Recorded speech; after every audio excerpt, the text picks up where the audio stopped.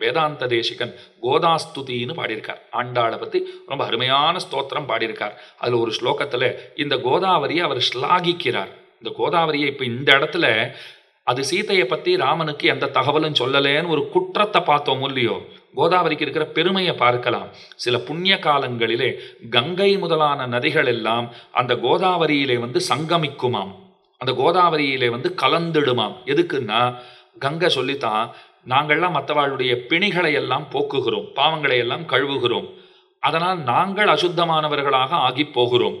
எங்களுடைய அந்த அசுத்தங்களை நாங்கள் போக்கிக் கொள்ள வழி ஏதுன்னால் இந்த கோதாவரியில கலந்தாத்தான் நாங்கள் தூய்மை பெறுவோம். அப்போ கோதாவரிக்கு எத்தனை பெருமை இருக்கு பாருங்க.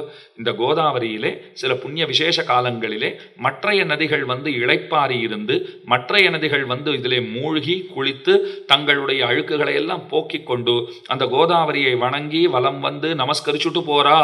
அப்போ கோதாவரிக்கு இத்தனை பெருமை இருக்கே. இதை தேசிகன் சொல்லிட்டு சொல்றார், ஏ கோதாவரியே, உனக்கு ஏன் அத்தனை பெருமை தெரியுமான்னு கேட்டுட்டு ஒரு போடு போட்டார் பாருங்கோ. எங்கள் கோதையின் பெயரை நீ சூடி இருப்பதால் தான் உனக்கு பெருமைன்னார். கோதாவரின்னு வருது பாருங்க. அப்போ கோதையனுடைய பெயர் முன்னாடி இருக்கும் இல்லையோ, எங்க ஆண்டாள் பெயரை தெரிஞ்சோ தெரியாமலோ நீ வச்சுட்டு இருக்க, அதனால தான் உனக்கு இந்த பெருமையே ஏற்பட்டிருக்கு. ஏ கோதாவரியே, இல்லைன்னா உன்னுடைய பெருமையெல்லாம் ஒரு வரியிலே அடங்கிவிடும் கோதாவரியேன்னார். கோதைங்கிற சொல் முன்னாடி இல்லைன்னா ஒரு வரிக்குத்தான் உன்னுடைய பெருமை. ஹே கோதாவரி. இப்போ இது கோதாவரியினுடைய பெருமைன்னு பார்த்தாச்சு. இப்போ தூய பெருநீர் யமுனை, அதையும் பார்த்தாச்சு. இப்போ இங்கே பாருங்க, அயோத்தியில பகவான் பிறந்தார். ஒருவரால் வெல்ல முடியாத பட்டினம். கண்ணன் பிறந்த இடம், பிறந்த இடத்துலையும் சௌக்கியம் இல்லை, வளர்ந்த இடத்துலையும் தினந்தோறும் ஆரேனும் ஒருவர் யாராவது ஒருத்தர் கொல்றதுக்குன்னு பூத்தனையிலேருந்து ஆரம்பித்து வந்துட்டே இருந்தாலும் இல்லையோ, வரிசையாக எழுதினா அஷ்டோத்தர சதநாமாவளி மாதிரி இருக்கும். அத்தனை பேர் வரிசையாக நித்தியமும் வந்துட்டே இருந்தால் பகவான் அனாயாசமாக முடிச்சுட்டு இருந்தார். எழுகிற புல் பூண்டெல்லாம் ராட்சசர்கள். அந்த மாதிரி ஒரு அவல நிலை, ஒரு ஆபத்தான நிலை கண்ணனுக்கு இருந்தது. அடுத்தது பாருங்க, அப்பா யாருன்னு கேட்டா, அப்பா தானே ராஜா தசரதன். இந்த பக்கம் ராமனுக்கு எழுதிக்கோங்க. தசரதன் என்ன அர்த்தம்? 10 திக்குகளிலும் ரதத்தை செலுத்துவதற்கு சாமர்த்தியம் படைத்தவன். சம்பராசுரனோட இந்திரன் யுத்தம் பண்ணணும்னா இவர்கிட்ட நீ ஒத்தாசைக்குவான்னு அழைச்சிட்டு போறான். தேவர்களுக்கே ஒத்தாசை பண்ண போற அளவுக்கு சாமர்த்தியம் படைத்தவரான தசரதன். அவர் இருக்கும்போது யார் ராமனுக்கு எந்த தீமையை செய்து விட முடியும்? இங்க யாருன்னா பசும்புல் மிதித்து சாவதறியாத சாது நந்தகோபர். இங்க அப்பா யாருன்னா பரமசாது. சண்டையெல்லாம் அவருக்கு ஒன்றும் தெரியாது பாவம். அப்படி பரமசாதுவா இருக்கிற நந்தகோபர். இதை எழுதிண்டாச்சா. அங்கே ஊர் மக்கள் எல்லாம் எப்படி இருக்கிறார்கள்னு கேட்டா, ஊர் மக்கள் தானே எப்போதும் ராமனுக்காகவே வேண்டுகிற மக்கள். அங்கே எப்போதும் ராமனுக்காகத்தான் அத்தனை பேரும் வேண்டின்னு இருக்கா. ராமன் நன்னா இருக்கணும், ராமன் நன்னா இருக்கணும். சர்வான் தேவான் நமஸ்யந்தி ராமஸ்யார்த்தே யசஸ்வினா. ராமனுக்காக அத்தனை தேவதைகளுடைய வீட்டு வாசலையும் போய் விழறாளாம் அந்த மக்கள் எல்லாம். எங்களுக்கு என்ன ஆனாலும் பரவாயில்ல, ராமன் சௌக்கியமா இருக்கணும். இங்க எப்படின்னா, கன்றுக்குட்டி வடிவிலே கூட ஒரு அசுரன் விட்டான் கண்ணனை கொல்றதுக்கு. கண்ணுக்குட்டின்னு அவர் கட்டிக்க போனா அது மேலே பாயறது அவனை கொல்றதுக்கு. சக்கரம்னு வச்சுட்டு போனா சகடாசுரன் என் பேருங்கிறான். காத்து பலமா அடிக்கிறதே. அதனால என்ன, அப்பப்போ வானிலை அறிக்கையெல்லாம் பார்த்துட்டு தான் இருக்கும். காத்து அடிக்கும், சூறாவளின்னு சொல்றான்னா, இல்லை நான் திருணவர்த்தகாசுரன் குழந்தைய தூக்கிட்டு போறான். இதெல்லாம் நடக்கிறது இல்லையோ. அப்ப அங்க ஊர் மக்கள் எல்லாம் அரணாக இருந்து ராமனை பாதுகாத்தார்கள். இங்கே நிலைமை அப்படி அன்று. இதுக்கெல்லாம் மேல இன்னொன்னு முக்கியமா பாருங்க, அங்க குழந்தைகள் எப்படின்னா 4 குழந்தைகளும் சமத்து பிள்ளைகள். வந்த வழி, போன வழி. ராமன் அப்படியே எங்கேயோ போறான்னா, ஏதாவது ஒரு பிள்ளை ராமா இன்னைக்கு இன்னொரு ரூட் ட்ரை பண்ணலாமான்னா ராமன் என்ன தெரியுமா சொல்லுவார்? எங்க அப்பா அப்படிலாம் போகக்கூடாதுன்னு சொல்லியிருக்கார். இந்த வழி போ, இந்த வழி வான்னு சொல்லி கொடுத்துருக்கார். அப்படித்தான் போகணும், அப்படித்தான் வரணும்னு ஸ்ட்ரிக்டா சொல்ற பிள்ளை. கண்ணன் இப்படி அப்பா சொல்லியிருக்காரா இந்த வழியா தான் போகணுமா, இந்த வழியா தான் வரணுமான்னா, அவர் கிடக்கிறாரா, வேற வேலை இல்லை, வயசாகிடுத்து, ஏதாவது சொல்லிகிட்டே இருப்பார். அவர் சொன்னதையே நம்ம கேட்டுட்டு இருக்க முடியுமா? வா இன்னைக்கு ஒரு நாள் இந்த வழி போய் பார்க்கலாம் வா. அப்படி போற பிள்ளைகள், அதாவது எங்க வம்பு இருக்குன்னு தேடி போகிற பிள்ளைகள். அங்க வம்பு இருக்குன்னா அந்த பக்கமே போகாத பிள்ளைகள். அப்ப காலம் இது கிருதயுகம், இது திரேதாயுகம், அது துவாபர யுகம். அதுக்கு மேலே இது அயோத்தி, அது வடமதுரையா இருக்கு. இங்க ராஜா தசரதர், அங்கே சாது நந்தகோபர், இங்க வசிஷ்டர் முதலான மகரிஷிகள்லாம் இருக்கா, சுமந்திரர் முதலான மந்திரிகள்லாம் இருக்கா. அங்க அந்த மாதிரிலாம் யாரும் ஒருத்தரும் கிடையவே கிடையாது. ஊர் மக்கள் ராமனுக்காக பரிகிறவர்களா இருக்கா. அங்க எப்ப எந்த அசுரன் வேஷத்துல யம வருவான்னு தெரியல. ஒரு கோபியினுடைய வடிவத்தை எடுத்துக்கொண்டு பூத்தனை வந்து விட்டாள். குழந்தைகள் இங்க சமத்து பிள்ளைகளா இருக்கா. அங்க குழந்தைகள் ரொம்ப பிடிவாதக்கார பிள்ளைகளா இருக்கு. எங்க வம்புன்னு தேடி போற பிள்ளைகளா இருக்கு. பட்டர் கடைசியில கேட்டார், வேதாந்தி நஞ்சியரே நீரே சொல்லும், யாருக்கு நியாயமா அதிகம் பல்லாண்டு பாடணும் நீரே சொல்லும்னுட்டார். ஆமாம் சுவாமி, ராமனுக்கு ஆபத்துகள் கொஞ்சம் குறைவாக தான் இருக்குது, கண்ணனுக்குத்தான் திரும்பின விடமெல்லாம் ஆபத்தாக இருக்குது, அதனால் கண்ணனுக்கு பாடுறது தான் சரியானது அப்படின்னு முடிவுக்கு வந்துட்டார். அப்போ புள்ளின் வாய் கீண்டானை, பகாசுரன் ஒரு குகை போல தன்னை அமைத்து கொண்டு வாயை பிளந்து கொண்டு இருக்கிறான். உள்ளுக்குள்ளே கண்ணன் எல்லாரையும் அழைச்சிட்டு போனார். வாயை மூடிண்டுட்டான். பார்த்தார், உள்ளுக்குள்ள நெருப்பா தகிக்க ஆரம்பிச்சார் பெருமான். அவனை மெல்லவும் முடியாமல், விழுங்கவும் முடியாமல், வெளியில் அவனை உமிழவும் முடியாமல் ரொம்ப சிரமப்பட்டான். அவனுடைய அலகுகளை பிளந்து கொண்டு பகவான் வந்தார். புள்ளின் வாய் கீண்டானை. இந்த சரித்திரத்தை பாடினாரோ இல்லையோ, இப்ப கண்ணனுடைய சரித்திரத்தை முதல்ல பாடிட்டா. அடுத்தது ராமவிருத்தாந்தம் பாடணும். ஏன்னா அப்படித்தானே இப்ப பேச்சுவார்த்தை முடிஞ்சிருக்கு, ஒப்பந்தம். பொல்லாவரக்கனை கிள்ளி களைந்தானை கீர்த்திம பாடி போய். அடியன் ஆரம்பத்திலேயே சொன்னேன், பொல்லாவரக்கன்னு சொன்னால் அது ஹிரண்யகசிபுவை சொல்லாது, ராவணனைத்தான் சொல்லும்னு சொன்னேன். அது என்ன பொல்லா அரக்கன்? அரக்கன்னு சொன்னாலே பொல்லாதவன்னு நாங்கள் புரிஞ்சுக்க மாட்டோமானால் அப்படி கிடையாது. அரக்கர்களிலே நல்லவர்களும் உண்டு. சூர்பனக விபீஷணனை பற்றி சொல்றா. எங்க அண்ணா விபீஷணன் இருக்காரு, அவன் ரொம்ப மோசம், படுபாவியா இருக்கான், அநியாயத்துக்கு இப்படி நல்லவனா இருந்து எங்க குலத்துக்கே கெட்ட பெயரவனா இல்லைங்கிறா. அவன் நல்லவனா இருக்கிறது, அவனை தீயவன்கிறா. இவன் நல்லவன் சொன்னதுடைய அபிப்பிராயம் என்னன்னா, அவன் ரொம்ப நல்லவன் சுவாமி அப்படின்னா என்ன அர்த்தம்னா, இவ அபிப்பிராயத்தால ரொம்ப கெட்டவன் அர்த்தம். ரொம்ப கெட்டவனா இருக்கான்னா, நல்ல தங்கமான பிள்ளை ரொம்ப கெட்டவனா இருக்கான், எவ்வளோ யாகங்கள் எல்லாம் கெடுக்க முடியுமோ அவ்வளோ கெடுத்துட்டு இருக்கான், எவ்வளோ மற்றவாளெல்லாம் துன்புறுத்த முடியுமோ அந்த மாதிரி ஒரு பிள்ளை துன்புறுத்தவே முடியாது. இந்த காலத்துல இப்படி ஒரு பிள்ளை பார்க்கறதே கட்டம் தான். ராட்சசாலாம் பேசிப்பாளாம். ஒரு குழந்தை அவ கூட்டத்துல எல்லாரையும் துன்புறுத்துற பிள்ளையா இருக்கு, யாகங்களை பண்றவாளை துன்புறுத்துற பிள்ளையா இருக்குன்னு அவ பேசிக்கிறது எப்படி இருக்கு பாருங்க. இந்த காலத்துல இப்படி ஒரு அருமையான குழந்தை பார்க்கவே முடியாது. எங்க போனாலும் அத்தனை அடாவடித்தனம் பண்றது, அத்தனை பொல்லாங்கு பண்றது, தீமை பண்றது அப்படின்னு அவ கொண்டாடுவாளாம். அப்ப அந்த கூட்டத்துல ஒருத்தன் நல்லவனா இருந்துட்டா அவளுக்கு தாங்குமான்னு பாருங்க. அதனால விபீஷணனை பார்த்தாலே அவளுக்கு வயிறு எரியுமா.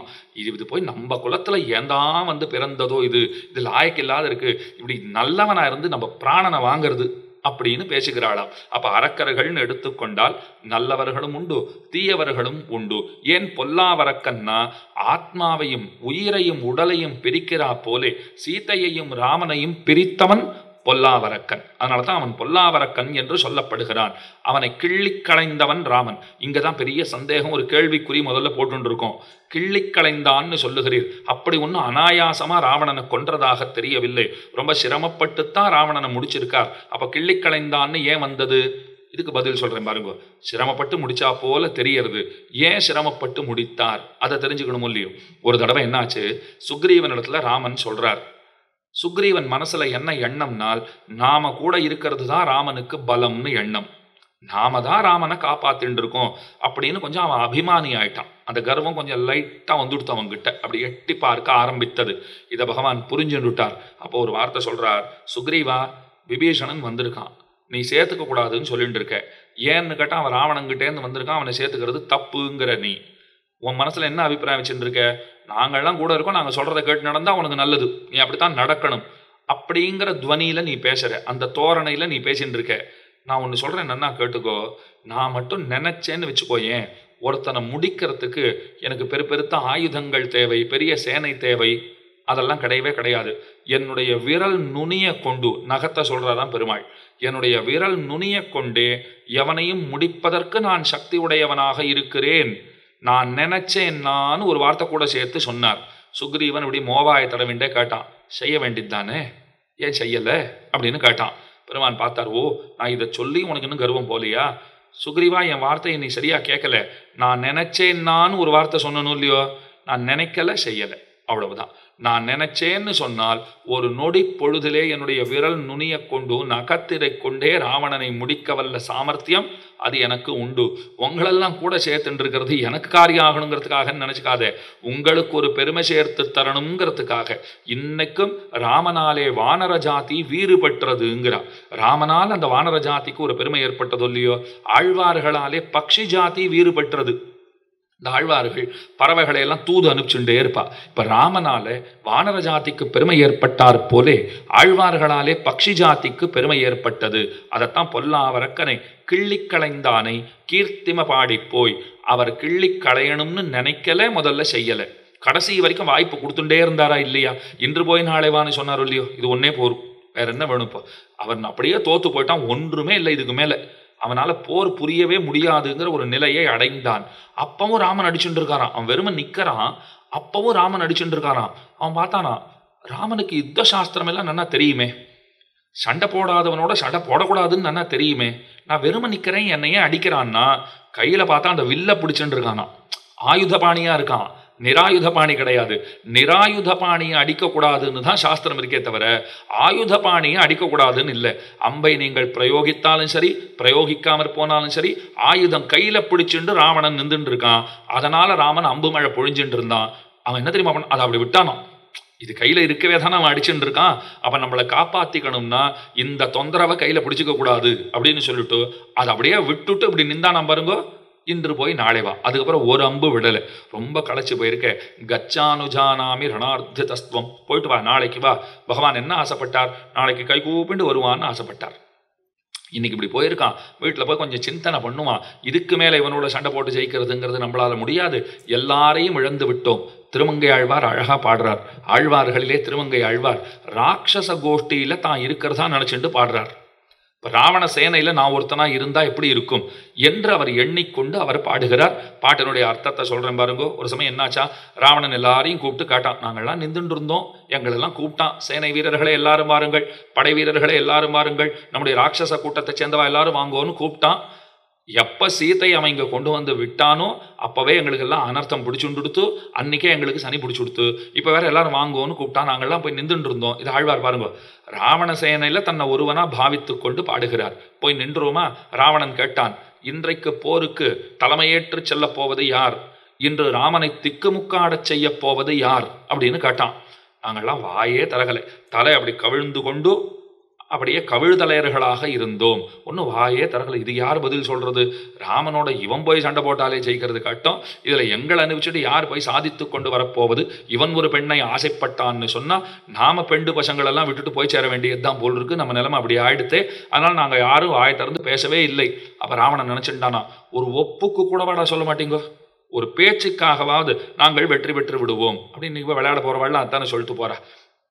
வெளி தேசத்துக்கு விளையாட போறான்னா 5 டெஸ்ட் அப்படின்னா 5 நமக்கு தான் அப்படின்வா. அது 1-2 ஜெயிக்கிறதுக்கே பாடுபட வேண்டுமா இருக்கும். அதுக்குன்னு போச்சேவே நாங்கள் ஜெயிக்க மாட்டோம், தோத்துட்டு தான் வருவோம் நான் சொல்லிட்டு போக முடியும். போச்சே அப்படி தான் கொஞ்சம் சொல்லிட்டு போவா, நாங்கள் ஜெயிச்சு கண்டிப்பாக கோப்பை நமக்கு தான் அப்படின்னு சொல்லிட்டு போனாத்தான் ஏதோ ஒரு உற்சாகத்தை காட்டுறான்னு நினச்சிப்போம். ஏதோ அனுப்புறா சுவாமி போயிட்டு இருக்கோம், ஆனால் பெருசாக ஒன்றும் எங்களுக்கெல்லாம் நம்பிக்கை இல்லை அப்படின்னான்னு வச்சுக்கோங்க. இதுனா போச்சேவே இவ்வளோ அழுறது, அங்கே போய் இன்னும் எவ்வளோ அழுமோன்னு தெரியாதுன்னு இல்லையா? அப்போ அந்த அங்கே இருக்கிற அந்த ராட்சச சைன்யத்தை சேர்ந்தவா ஒரு வார்த்தைக்கு ஒப்புக்கு கூட நான் போயிட்டு வரேன் ஒரு கை பார்க்கறேன்னு சொல்றதுக்கு ஆள் இல்லையாம். அதைத்தான் ஆழ்வார் பாடினார். அறக்கராட அழைப்பார் இல்லை நாங்களஞ்சினோம் தடம் பொங்க தம்பொங்கோன்னு பாசுரம். அறக்கராட அழைப்பார் இல்லை, அழகான வியாக்கியானம் அந்த இடத்துல. அது என்ன அப்படின்னா, ஒரு ஒப்புக்கு சொல்றதுக்கு நாங்கள் ஆள் இல்லை. ஒரு கதை சொல்றா, அதுக்கு ஒரு சிங்கம் ஒரு காட்டு வழியாக வந்துட்டே இருந்தது. எதிர்க்க ஒரு ஆடு வந்துதான்.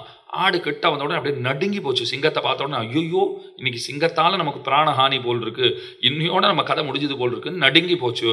சிங்கம் அப்படி கர்ஜனை பண்ணிட்டே பக்கத்தில் வந்தது. நல்ல பசி எதிர்க்கு. ஆட்டை நன்னா நோட்டம் விட்டது. நன்னா கொழுக்கு முழுக்குன்னு இருக்கிற ஆடு தான், நல்ல ஆடு தான், இன்னைக்கு நல்ல வேட்டை தான், நல்ல விருந்து தான்னு கிட்ட போச்சு பாருங்க. கொதறதுக்கு போச்சு. அது அப்படியே அது ரொம்ப நடுங்கலை. அப்படியே நின்றுடுத்து, ஓட முடியாதுன்னு தெரிஞ்சு போச்சு. அப்படியே நின்று போச்சு. இந்த சிங்கம் பார்த்து தான் அப்படியே நோட்டம் விடுறச்சே. ஆட்டை பார்த்து, ஏ ஆடே, அது என்ன உனக்கு முகத்துக்கு பக்கத்தில் என்னமோ 2 பக்கம் என்னமோ தாடி மாதிரி தொங்கிட்டு இருக்கே. அடிக்கடி அரசியல்வாதிகள்லாம் சொல்லி நீங்கள் கேள்விப்பட்டிருங்க, ஆட்டுக்கு தாடியும் அப்படின்னு ஆரம்பிச்சிருவா. ஆனால் அதை சொல்லிகிட்டே இருப்பா, ஆட்டுக்கு தாடியும். அது தேவையில்லாத ஒன்றுங்கிறது அவளுடைய ஒரு அபிப்பிராயமாக இருக்குது. அப்போ ஆட்டுக்கு தாடி தேவையில்லை, ஆட்டுக்கு தாடி தேவையில்லைன்ற அளவுலையோ தேவை இருக்குங்கிறத அப்பயே கதையாக சொல்லிட்டு போயிட்டார் ஆழ்வார். என்ன தேவைன்னா, இப்போ இது கேட்டுதான், சிங்கம் பார்த்து கேட்டுதான், இன்னும் 2 பக்கம் தாடி மாதிரி இருக்காது. என்னன்னா, ஆடு பார்த்தது. இந்த சந்தர்ப்பத்தை உபயோகப்படுத்தி கொண்டு தப்பித்து கொள்ள பார்க்க வேண்டும். அது ஒரு கேள்வி கேட்டிருக்கு. அதுக்கு என்ன பதில் சொல்லலான்னு என்ன கேட்ட நீ அப்படி கொஞ்சம் கம்பீரமாக கேட்டுதான். சிங்கம் பார்த்தது, என்ன இவ்வளோ குரலை வசதி கேட்குறான், அது இன்னும் 2 பக்கம் தாடி மாதிரி இருக்கே, அது என்னன்னு கேட்டேன் அப்படின்னு தான் சிங்கம். இது உடனே பார்த்தான், 101 அப்படின்னு தான். நான் என்ன கேட்டேன், இவன் என்ன சொல்கிறான், 2 பக்கம் தாடி மாதிரி இருக்கே அது என்னன்னு நான் கேட்டேன். நீ நம்ம 101ன்னு சொல்கிறிய, என்னன்னா, ஓ அதுவா, நான் ஒரு தீட்சையில் இருக்கேன் இப்போ அப்படின்னு தான். தீட்சையில் இருக்கிறவா பெருசாக தாடி வச்சுட்டு இருப்பா. அது குழந்தை பிறக்க போகிறதுனா தீட்சை உண்டு, மாத்திரு தீட்சை பித்திரு தீட்சைன்னு எல்லாம் உண்டு. அந்த சமயங்களில் 1 வருட காலத்திற்கு நம்ம பெருசாக தாடியை வளர்த்துக்கணும், சில பல காலத்திற்கு தாடி வளர்த்துக்கணும்னெல்லாம் சாஸ்திரங்கள் சொல்கிறதோ இல்லையோ. நான் ஒரு தீட்சையில் இருக்கேன், ஒரு சங்கல்பத்தில் இருக்கேன் அப்படின்னு தான். என்ன சங்கல்பம்னா, 101 சிங்கங்களை அடித்து சாப்பிட்றதுன்னு என்னுடைய சங்கல்பம். 100 முடிஞ்சு போச்சு, அதனால தான் 101ன்னு சொன்னேன்னு தான் பாருங்க. சிங்கம் விலது போயிடுத்தான். ஐயோ இது மற்ற ஆடுகளை போல இருக்கு, நம்ம இத்தனை நாள் மற்ற ஆடுகளுக்கெல்லாம் இருந்ததா இல்லையா, ஊன்றி கவனிக்காமல் விட்டு விட்டோமே, இன்னைக்கு தான் நன்னா நோட்டை விட்டு பார்த்தோம், இத்தனை பெரிய தாடி வளர்த்துட்டு இருக்கு, இது தாடியே இருக்குன்னு சொன்னால் இது 101ன்னு வேற சொல்றது. அப்படின்னா இதுங்கிட்ட நம்ம எந்த வம்பையும் வச்சக்கூடாதுன்னுட்டு நல்லது நல்லது நல்லது. ஆனால் நான் வேற ஒருத்தருக்கு ஏற்கனவே படைக்கப்பட்டு விட்டேன், என்னை வேற ஒருத்தர் உபயோகப்படுத்துறதா சொல்லியிருக்கா, உனக்கு நான் உபயோகப்பட மாட்டேன்னு சொல்லிட்டு துள்ளி குதித்து ஓடியே போயிடுத்து சிங்கம். அப்பத்தான் இந்த ஆடு நினைச்சுட்டு தான் எதையுமே கடவுள் வெறுமை வைக்கவில்லை, ஏதோ ஒரு காரணத்துக்கு தான் வச்சிருக்கார். இன்னைக்கு நம்மை தற்காத்து கொள்ள காப்பாற்றி கொள்ள இந்த தாடி அது பயன்பட்டது.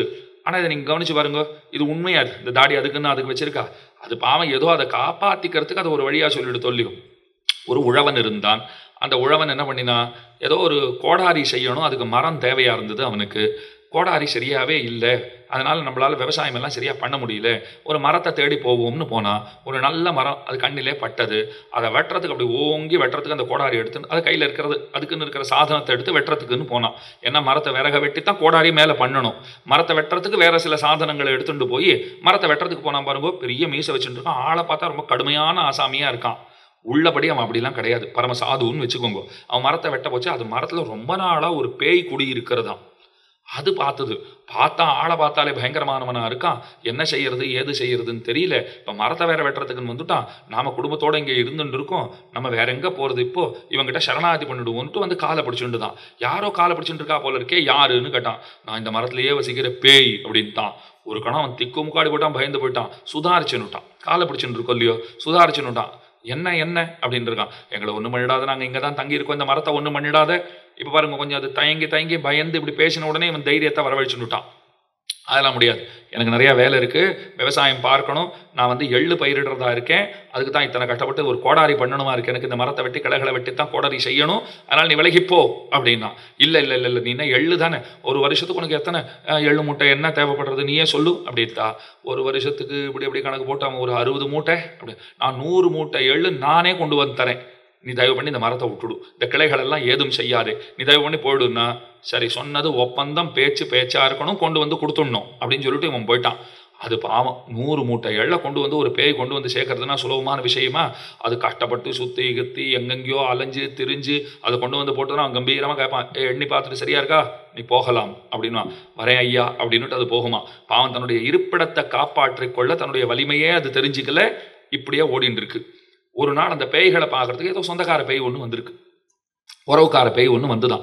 வந்து பார்த்துட்டு இந்த பேயை பார்த்துட்டு கேட்குறதா, நீ என்ன இப்படி இருக்கே, முன்ன ரொம்ப நல்லா இருந்தேன்னா புஷ்டியாக இருந்தேன், இப்போ என்னவோ 30-40 கிலோ குறைஞ்சிட்டா போல இருக்க, ஏதாவது உடம்பு சரியில்லையா என்ன ஏதுன்னு. அதெல்லாம் ஒன்றும் இல்லை, ஏன் கேட்குறேன், இந்த மாதிரி ஒருத்தர்கிட்ட மாட்டின்னு இருக்கேன், ஒரு மாதமும் நான் 60 மூட்டை கொண்டு போய் கொடுத்தே ஆகணும், 100 மூட்டை, அவன் 60 மூட்டை வரும்னா நானாக வாயை விட்டேன், 100 மூட்டை கொண்டு வந்து தருவேன்னு சொல்லிட்டேன். அதுக்காக ஓடுறதுக்கே நேரம் சரியாக இருக்குது. எந்த மரத்தில் குடும்பத்தோடு சௌக்கியமாக இருக்கலாம்னு இதை பண்ணுறேன்னு ஒத்துண்டேனோ அந்த மரத்துக்கே நான் மாதத்துக்கு 1 நாள் தான் வரேன் தெரியுமா இப்போது அப்படின்னு அது சொல்லித்தான். இந்த வந்த பேய் சொல்லித்தான், நீ ரொம்ப பைத்தியக்காரனாக இருக்க, நம்மளை பார்த்து தான் மனிதர்கள்லாம் பயப்படணுமே தவிர மனிதர்களை பார்த்து நாம் பயப்படுறதுங்கிறது உண்டா, போடா பைத்தியமே, இதை நான் எப்படியாவது இதுக்கு ஒரு சொல்யூஷன் கொண்டு வரேனா இல்லையா பாரு, அவனை போய் என்ன ஏதுன்னு பார்த்துட்டு வரேன் அப்படின்னு நேராக அவன் வீட்டுக்கு போச்சு. அவன் வீட்டு தோட்டத்தில் ஒரு மரத்தில் அவன் எப்போ வருவான், பின்னாடி வரானா, அவனுடைய நடவடிக்கைகள் என்ன, இதெல்லாம் அப்படியே கண்காணிச்சுட்டே இருந்தது. அவன் பசுமாடுகளும் நிறையா வச்சுருந்தான், பசுமாடுகளுக்கு லாடம் அடிக்கிற பணியை அன்றைக்கி வச்சுருந்தான். அதில் புதுசாக ஒரு பசுமாடு ரொம்ப முரண்டு பிடிக்கிற பசுமாடா இருந்தது. இந்த பேய் இவன் எப்போ வருவான்னு பார்த்துட்டே இருக்கா. அவன் தன்னுடைய ஆள்களை பார்த்து சொன்னான், டேய் அந்த புது பேயை கொண்டு வந்து இங்கே கட்டுங்கடான்னா. அவன் சொன்னது பசுமாட்டை சொல்கிறான், ரொம்ப பிடிவாதம் பிடிக்கிறது, லாடம் அடிக்கலான்னா சரியாக ஒத்துழைக்க மாட்டேங்கிறது, அந்த புதுப்பேயை கொண்டு வந்து கட்டுங்கன்னு உடனே இது என்ன நினச்சிட்டு கொடுத்து தன்னை அவன் பார்த்துட்டான் போல் இருக்குது, தன்னைத்தான் ஏதோ செய்யறதுக்காக அவன் சொல்கிறான்னு நினச்சிட்டு அது கடகடன் ஓடி வந்து இவன் காலை பிடிச்சிண்டுது. யாரோ திரும்ப காலை பிடிக்கிறாளே யாருன்னு கேட்டால் நான் தான் பேயின்ட்டு. இவன் பயந்து போட்டான், அது புது பேய், ஐயோ அப்படின்னு கொஞ்சம் அப்படி பண்ண போனவன் சுதாரிச்சுட்டு காலை பிடிச்சிட்டு இருக்கிறதுனால என்னன்னா, இந்த மாதிரி நான் அந்த மரத்துக்கு வந்தேன், என்னுடைய உறவுக்கார பேய்கள் எல்லாம் பார்த்தேன், அவள் கஷ்டப்படுறாளேன்னுட்டு நான் ஏதோ செய்யலான்னு வந்தேன். ஆனால் எப்போ நீங்கள் அந்த புதுப்பேயை பிடிச்சி கட்டுன்னு சொன்னீங்களோ நீங்கள் சாதாரண ஆள் இல்லைன்னு எனக்கு தெரிஞ்சு போச்சு. இப்போ நீங்கள் என்ன அவள் 100 மூட்டை எண்ணெய் தான், அதான் 100 மூட்டை எள்ளு தானே கொடுக்குறதா ஒப்பந்தம், உங்களுக்கு நான் கலங்கலமாக எண்ணெயே கொண்டு வந்து தரேன். இன்னும் கஷ்டமான வேலை பாருங்க, இப்போ நான் கலங்கலமாக எண்ணெயே கொண்டு வந்து தரேன். ஏன்னா எள்ளை கொடுத்து நீங்கள் செக்கில் ஆட்டி அதுலேருந்து எண்ணெய் எடுத்தால் என்ன பெருசாக உங்களுக்கு வந்துட போகிறது, ரொம்ப நீங்கள் சிரமப்படணும். நான் உங்களுக்கு அதில் டப்பாவாக கொண்டு வந்து 100 லிட்டர் எண்ணெய் ஒரு மாதமும் உங்களுக்கு தர வேண்டியது என் பொறுப்புன்னு தான் பாருங்க. சரியா வரணும், இல்லைன்னா கையை காலை உடைச்சு விடுவேன் ஜாக்கிரதைன்னு சொல்லி அனுப்பிச்சிருக்கான். அவனுடைய அதிர்ஷ்டம் நன்னா இருந்திருக்கு. அப்போ பேய்களும் பயந்திருக்கு. எள்ளு எண்ணெயான கதைன்னு இதனை சொல்லுவார்கள். அதை போலத்தான் இந்த இடத்துல திருமங்கை ஆழ்வார் பாட்டு அரக்கராடு அழைப்பார் இல்லை நாங்கள் அஞ்சினோம் தடம்பொங்க தம்பொங்கோ. ஒரு வார்த்தைக்கு சொல்றதுக்கு கூட ஆள் இல்லை எங்க கூட்டத்துல. அந்த ஆட்டுக்கு தாடி இருந்தா போல அது ஒரு வார்த்தைக்கு சொல்லிட்டு சொல்லியோ 101ன்னு சொல்லியோ. அந்த மாதிரி ஒரு ஒப்புக்கு சொல்றதுக்கு கூட ஆள் இல்லாத போயிட்டோம். இந்த ராவணனால நாங்கள் அத்தனை பேரும் அழிந்தே போனோம் அப்படின்னு அந்த பாசுரத்தை பதிவு செய்கிறார். அப்ப இந்த இடத்துல கீர்த்திம பாடிப்போய் பொல்லாவரக்கனை கிள்ளி களைந்தானை கீர்த்திம பாடிப்போய். ஸ்ரீராமாயண புருஷர்கள் இந்த 4 முக்கியமானவன் ராமன். அந்த ராமனுடைய வீரத்துக்கு தோற்றவன் ராவணன், ராமனுடைய அழகிற்கு தோற்றவள் சூர்பனகை, ராமனுடைய குணத்திற்கு தோற்றவன் விபீஷணன். ஒரே குடும்பத்தை சேர்ந்தவாழ ஓரொரு வகையாலே வெற்றி கொண்டிருக்கிறான் ராமன். இந்த பெருமை யாருக்காவது உண்டா? ராவணன் வீரத்துக்கு தோத்து போயிட்டான், விபீஷணன் குணத்துக்கு தோத்து போயிட்டான், சூர்பனகை அழகிற்கு தோற்று போய்விட்டாள். கீர்த்திம பாடிப்போய், இதுதான் கீர்த்திம பாடுறது, அவனுடைய குண கீர்த்தனம் பண்றது, அவன் பெருமைகளை வாயோயாமல் சொல்லிக் கொண்டிருப்பது. பிள்ளைகள் எல்லாரும் பாவைக்களம் புக்கார். அப்ப பெருமானுடைய வீரச்சரித்தங்களை பாடிக்கொண்டு எல்லா பெண் பிள்ளைகளும் நோன்பு நோற்பதற்காக குறிக்கப்பட்ட சங்கேத ஸ்தலம், எந்த இடத்துல எல்லாரும் சேர்ந்து கொண்டு நோன்பு நோற்க வேண்டும் என்று தீர்மானித்திருக்கிறார்களோ அந்த இடத்திற்கு சென்று சேர்ந்தாயிற்று. அங்கே போயாயிற்று. வெள்ளி எழுந்து வியாழம் உறங்கித்து சுக்ரோதயம் அடுத்து ப்ரஹஸ்பதி அஸ்தமித்தான். சுக்ரோதயம், சுக்கிரன் உதித்தான், ப்ரஹஸ்பதி அஸ்தமித்தான், வியாழன் அஸ்தமித்து விட்டது, சுக்ரோதயம் ஆகிவிட்டது அப்படின்னு சொல்லிட்டு அதுக்கு மேல பாருங்க, புள்ளும் சிலம்பினகான், பறவைகளுடைய ஆரவார சத்தம் கேட்கிறது. நான் கேட்டேன், இது 3வது தடவை வரா மாதிரி இருக்கே, ஆண்டாளுக்கு எதையுமே 3 தடவை சொல்றதுன்னா பிடிக்கும் போல் இருக்கு, இதை 3வது தடவை வர மாதிரி இருக்கேன்னா, ஆமா 3ஆம் தடவை, 6ஆம் தடவை, 6ஆம் பாட்டுல ஒரு தடவை, 7ஆம் பாட்டுல ஒரு தடவை, அப்புறம் 13ஆம் பாட்டுல ஒரு தடவை. ஏன் ஒரே விஷயத்த 3 தடவை சொல்லணும்னால் வியாக்கியாத்தாக்கள் ரொம்ப அழகா பதில் சொல்லிட்டா. 6ஆம் பாட்டுல சொல்லப்பட்டது எழுந்தவுடனே எழுப்புகிற கூக்குரல், பறவைகள் எழுந்தவுடனே எழுப்புகிற கூக்குரல் இருக்கே அது 6ஆம் பாட்டு. 7ஆம் பாட்டிலே கீச்சு கீசன் எங்க மானிச்சாத்தன் கலந்து பேசின பேச்சுறவங்க கேட்டிலையோ, அது இறை தேட புறப்படும் போது முதல்ல 6ஆம் பாட்டு எழுந்தவுடனே எழுப்புகிற கூக்குரல், 7ஆம் பாட்டு இறை தேட புறப்படும் போது குடும்பத்தினரோட கலந்து பேசுகிற பேச்சு. இப்ப இருக்கிறது என்னன்னா, வானில் பறந்து செல்லும் போது வெறுமை போகுமா, குரலை எழுப்பிண்டே தானே போகும். அப்ப பயண கதியில போகும்போது குரலை எழுப்பிண்டே போறது, அதுதான் இந்த பாட்டிலே சொல்லப்படுகிறது. புள்ளும் சிலம்பினகான் போதரி கண்ணினாய். போதரி கண்ணினாய்னு சொன்னால் போது புஷ்பம் கிழிய சொல்லிட்டேன். போதரி கண்ணினாய், மான்விழியாளாகவும் இருக்கிறாள். போதரி கண்ணினாய் குள்ள குளிர குடைந்து நீராடாதே. இந்த விரக தாபம் தீர வேண்டும்னு சொன்னால், கண்ணனை பிரிந்து படுகிற வேதனைகள் எல்லாம் தீர வேண்டும்னு சொன்னால் நாம் என்ன செய்ய வேண்டும்? அதற்கு செய்ய வேண்டியது நன்கு குடைந்து நீராட வேண்டும். ஒரு நீர்நிலையை கிட்டி ஆழ அமிழ்ந்து நம்முடைய தாபங்கள் எல்லாம் அரும்படி அதிலே நன்கு நீராட வேண்டும், அவகாகித்திருக்க வேண்டும். கொஞ்சம் கவனமாக கொடுங்கோ. இது நீர்நிலைனா எது நீர்நிலை? பகவான் தான் நீர்நிலை. அந்த எம்பெருமானாகிற நீர்நிலையிலே ஆழ அவகாகித்தல்ங்கிறது வேண்டும். கோடை காலத்துல ஒரு நீர்வீழ்ச்சியை பார்த்தா போய் குளிக்கணும்னு ஆசை யாருக்கும் வரத்தானே செய்யும். கடும் கோடை குத்தாலத்துல கூட்டமே இல்லைன்னா, நீர்வரத்து நன்னா இருக்கு, நீர்வீழ்ச்சி நன்னா இருக்கு, உங்களை காரில் அழைச்சின்னு போறேன் வாங்குவோன்னா மாட்டேன்னு யாராவது சொல்லுவோமா? நன்னா போயிட்டு வரலாம் சுவாமி, கூட்டம் இல்லைன்னு வேற சொல்றீர், ஐந்தருவியெல்லாம் பார்த்துட்டு நன்னா அந்த நீர்வீழ்ச்சியில குளிச்சுட்டு வந்தா ஜம்முன்னு இருக்குமேன்னு போறோம் இல்லையோ? அதை போலத்தான் இந்த சம்சாரமாகிற கோடை. இந்த கோடை, இந்த தாப்பத்திலிருந்து ஒருத்தன் தப்பிக்க வேண்டும்னு ஆசைப்பட்டானால் ஜலாசயமா இருக்கிறவர் பெருமாள் தான், ஒரு நீர்நிலையாட்ட இருக்கிறவர் பகவான் தான். அப்ப அவரிடத்திலே நாம ஆழ அமிழ்ந்திருக்க வேண்டும். குள்ள குளிர குடைந்து நீராடாதே பள்ளி கிடத்தியோ பாவாய் நீ நன்னாடால். பதுமை போன்று இருக்கிறவளே இப்படி படுத்திருக்கலாமா? புஷ்பத்தினுடைய அழகை கொள்ளை கொள்ளான் என்ற கண்ணை உடையவளே. போது அரி கண்ணினாய். அரினா விரோதின்னு ஒரு அர்த்தம் உண்டு. அரியை அழித்தவனைன்னு பாடுறார் இல்லையோ, திருப்பல்லாண்டுல பெரியாழ்வார் பாடுறார். அரினா விரோதி அப்படின்னு ஒரு அர்த்தம் இருக்கு, எதிரின்னு ஒரு அர்த்தம் இருக்கு. அப்ப போதுன்னா புஷ்பம். அந்த புஷ்பம் இவளை பார்க்கும் போதெல்லாம் நினைச்சுக்குமா, நாம தான் அழகுன்னு நினைச்சுட்டு இருந்தோம், இவ கண்ணை பார்த்தா நாம ஒண்ணுமே இல்லை போல் இருக்கு, நமக்கு போட்டியா இருக்கிறவள், விரோதியா இருக்கிறவள், எதிரியா இருக்கிறவள் இவள்தான் என்று எவளை குறித்து சொல்லுகின்றனவோ அவள் தான் போதரி கண்ணினாயினுட்டா. அப்போ புஷ்பம் இந்த கண்ணழகு படைத்தவளை பார்த்தா நமக்கு விரோதி, போட்டியே இவதான்னு சொல்றது. போதரி கண்ணினாய் குள்ள குளிர குடைந்து நீராடாதே பள்ளி கிடத்தியோ பாவாய் நீ நன்னாளால். எது நல்ல நாள்? என்றைக்கு பகவானை சேவிக்க வேண்டும் என்கிற ஆசை நமக்கு ஏற்படுகிறதோ அந்த நாள் தான் நல்ல நாள், அந்த நாள் தான் சிறந்த நாள். நன்னாளால் கள்ளம் தவிர்ந்து கலந்தேலோர் எம்பாவாய். கள்ளம் தவிருகைனால் இறை அனுபவத்தை தனியாகச் செய்கைங்கிறது கள்ளத்தனம். அப்படி செய்யவே கூடாது. இறை அனுபவத்தை பலரோடும் சேர்ந்துன்னா செய்யணும். அது தனித்து செய்யப்படுகின்ற அனுபவம் அன்று, சேர்ந்து செய்யப்படுகின்ற அனுபவம். அத்தனை பேரோடும் சேர்ந்துதான் பகவானை அனுபவிக்க வேண்டும். நீ என்னமோ தனியாக பெருமானை கண்ணனை அனுபவித்து கொண்டிருக்கிறாயே, பரமபோக்கியமான ஒரு விஷயத்தை ஏகாந்தமாக தனியே அனுபவிக்கைங்கிறது அது கள்ளத்தனமானது. இது பரமபோக்கியமானது. ஏதோ உலக இன்பங்களை நுகரும் போது தனியாக இருந்திடுகைங்கிறது உண்டு. அது ஏகாந்தமாக இருக்கிறதுங்கிறது உலக இன்பங்களிலே கூடும். ஆனால் பகவத் அனுபவம்னு வந்துடுத்துன்னா அதை எல்லோரும் சேர்ந்து தானே அனுபவிக்க வேண்டும். திருப்பதிக்கு போகணும்னா கோவிந்தா கோவிந்தான் அந்த கோஷம் கேட்டால் தான் நமக்கு திருப்தி. அத்தனை வெள்ளம் மக்களை பார்த்தா தான் நமக்கு ஒரு சந்தோஷம். எல்லோரும் பகவானை வந்து சேவிச்சாத்தான் நமக்கு ஒரு ஆனந்தம் திருப்தியே ஏற்படுகிறது. திருப்பா உபன்யாசத்துக்கு பல பேர் வந்திருக்கான்னா ஒரு சந்தோஷம் ஏற்படுறதோ இல்லையோ. ஒரு நாளும் நாமே பார்த்துப்போம் இல்லையா, இன்னைக்கு இத்தனை பேர் வந்திருந்தா இன்னைக்கு பரவாயில்ல, ஞாயிற்றுக்கிழமையாக இருந்தால் இன்னும் கொஞ்சம் பேர் வருவா, அப்போ எல்லா நாளும் ஞாயிற்றுக்கிழமையாக இருந்துடக்கூடாதான்னு நமக்கு தோன்றும். அப்போ நிறைய பாகவதாளை பார்த்தா நமக்கு ஒரு சந்தோஷம் ஏற்படுறது. இத்தனை பேர் காலை வேளையில் நேரத்தை ஒதுக்கி ஒரு 1.5 மணி காலம் வந்து உட்கார்ந்து இங்கே நற்போது போக்குகிறார்கள்னு சொன்னால் அவர்கள் வணக்கத்திற்கு உரியவர்கள், அவர்கள் வந்தனத்திற்கு உரியவர்கள். அவர்களெல்லாம் சேவிக்க மாட்டோமான்னு நாங்கள்லாமும் தவிக்கிறோம் இல்லையா. எங்களுக்கு அந்த ஆனந்தம் கிடைக்கிறது. இப்போ ஒரு வார்த்தை கேட்குறேன், இங்கே மொத்தமாக 800 பேரை உட்காந்துருக்கான்னு வச்சுக்கோங்க. அதனால் 800 பேர்னாலையும் உடனடியாக எனக்கு ஏதாவது லாபம் கிடைக்க போகிறதா? அப்படிலாம் கிடையவே கிடையாது. இதை பல பேர் எதையாவதோ இங்கே ஒளிப்பதிவு செய்து அவர் பெரியவர் வெளியிடுறாருன்னா அதை எத்தனையோ பேர் யூடியூப்பில் பார்க்குறான்னா உடனே நம்மளை தொடர்பு கொள்ள போகிறாள். அப்படி இல்லை. 4 பேர் பார்க்கிறா, 4 நல்ல விஷயங்களை கேட்டு அதை தங்களுடைய வாழ்க்கையில் அவர்கள் அப்ளை பண்ணிக்கிறா, பகவானை நோக்கி ஓடத் தொடங்குகிறார்கள்னு இருக்குன்னா அதுதான் நாம் அடைகிற பெரிய சம்பாவனைன்னு தான் நாம் நினைக்கிறோம். அப்போ நிறைய பேரை பார்த்தா சந்தோஷமாக இருக்குது. ஏன் அப்படின்னா இது ஒன்றும் கள்ளத்தனம் கிடையாது. தனியாக இத்தனை பேர் தான் பண்ணணுங்கிறது என்ன தப்பாக பண்ணிட்டு இருக்கோம்.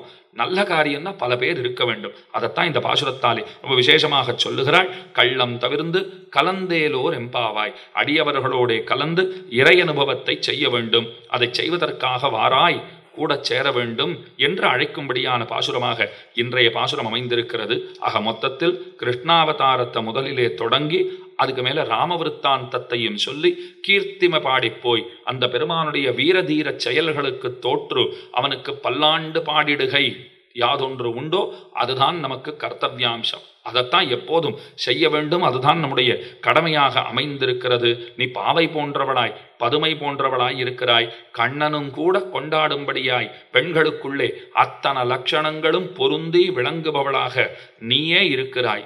நன்னாளால் எது நன்னாள்? நம்மையும் கண்ணனையும் பிரித்து வைத்தவர்களான ஊரார். இப்போ திரும்ப முதல் நாள் உபன்யாசத்துக்கு நீங்கள் போகணும். அன்றைக்கி அந்த விஷயம் பார்த்துருக்கோம். ஏன் பிரித்து வச்சா?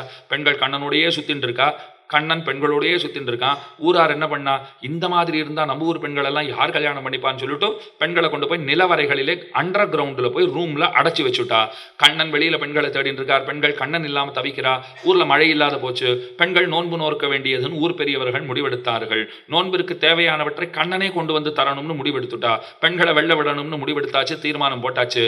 அத்தனை பேருக்கும் ஆச்சரியம். சேரக்கூடாது, கண்ணனையும் பெண்களையும் சேர விடமாட்டோம்னு சொன்னவா கண்ணனையும் பெண்களையும் சேர விடுவதுன்னு முடிவெடுத்தாளா? அதுதான் நன்னாள். அதைத்தான் இந்த பாட்டில் நன்னாளாளுங்கிறா. எத்தனை நாள் நமக்கு தப்பான நாளாக தீய நாளாக இருந்தது. கண்ணனை விட்டு பிரிஞ்சிருந்தோம். இப்போ அவர்களே நம்மை சேர்த்திருக்கிறார்கள். அவர்களே சேர்த்திருந்தும் கூட அதனுடைய அருமை தெரியாமல் வாசி அறியாமல் நீ படுத்து கிடப்பதுங்கிறது ரொம்ப தப்பு. நீ பக்தி இருக்கிறவதான் தனியா பகவான் அனுபவிச்சுட்டு இருக்கப்பார், அது இன்னமும் தப்பு. அந்த கள்ளத்தனம் தவிர்த்திடுவாய். அதனால தான் இந்த பாட்டிலே கள்ளந்தவிர்ந்து கலந்தேலோர் எம்பாவாய் என்று அந்த பெண்ணை எழுப்பும்படியாக இன்றைய பாசுரங்கிறது விசேஷமாக அமைந்திருக்கிறது. ஆக போதரை கண்ணினாய் என்று கண்ணழகு படைத்தவள் இன்றைய தினம் உணர்த்தப்பட்டாள். அவள் கண்ணழகுக்கு தோற்று தங்கள் காரியத்தை கண்ணன் செய்வான் என்பது இந்த பெண்களுடைய நம்பிக்கையாக அமைந்திருக்கிறது. நாளைக்கு எழுப்பப்படுகிறவள் அவள் எத்தன்மையள்ங்கிறத நாளைக்கு இந்த கோஷ்டியிலே விண்ணப்பம் பண்ணுகிறேன். அனைவரும் வந்திருந்து நடத்தி தர பிரார்த்தனை. இன்றைய தின பாசுரத்தை அனைவரும் சேர்ந்து அனுசந்திக்க பிரார்த்தனை. இன்னொன்று 2ஆம் தேதி ஒரு நாள் மட்டும் காலையில் உபன்யாசம் கிடையாது. அன்றைய தினம் அடியனுடைய அகத்திலே தம்பி குழந்தைக்கு அப்த பூர்த்தி நடைபெறவிருப்பதாலே அதுக்கு நிச்சயமாக அடியன் அங்கே இருக்கணுங்கிற நிர்பந்தம் இருக்கிறதுனால அன்றைய ஒரு நாள் மட்டும் 2ஆம் தேதி மட்டும் உபன்யாசம் இல்லை. அடுத்த நாள்களில் ஒரு 5 நிமிஷம் கூடுதலாக சொல்லப்படும். இதை சரி கட்டணுங்கிறதுக்காக இல்லை, ஒரு நாள் வரலைன்னா 2 பாட்டு சேர்ந்து விடுறதோ இல்லையோ, அதனால் ஒரு 5 நிமிஷம் மற்ற நாள்களில் ஒரு 5-6 நாட்களுக்கு தொடர்ச்சியாக எடுத்துக்கொள்ளப்படும். அனைவரும் வந்திருந்து நடத்தி தர பிரார்த்தனை. நாளை சந்திக்கிறேன் என்று சொல்லி அமைகிறேன் அடியேன். இன்றைய தின பாசுரத்தை சேர்ந்து அனுசந்திக்க பிரார்த்தனை. புள்ளின்வாய் கீண்டானை பொல்லாவரக்கனை கிள்ளி களைந்தானை கீர்த்திம பாடிப்போய் பிள்ளைகள் எல்லாரும் பாவைக்களம் புக்காறு வெள்ளி எழுந்து வியாழம் உறங்கித்து புள்ளும் சிலம்பினகான் போதரி கண்ணினாய் குள்ள குளிர குடைந்து நீராடாதே பள்ளி கிடத்தியோ பாவாய் நீ நன்னாளால் கள்ளம் தவிர்ந்து கலந்தேலோர் எம்பாவாய். ஆண்டாள் திருவடிகளே சரணம். ஆழ்வார் எம்பெருமானார் ஜீயர் திருவடிகளே சரணம்.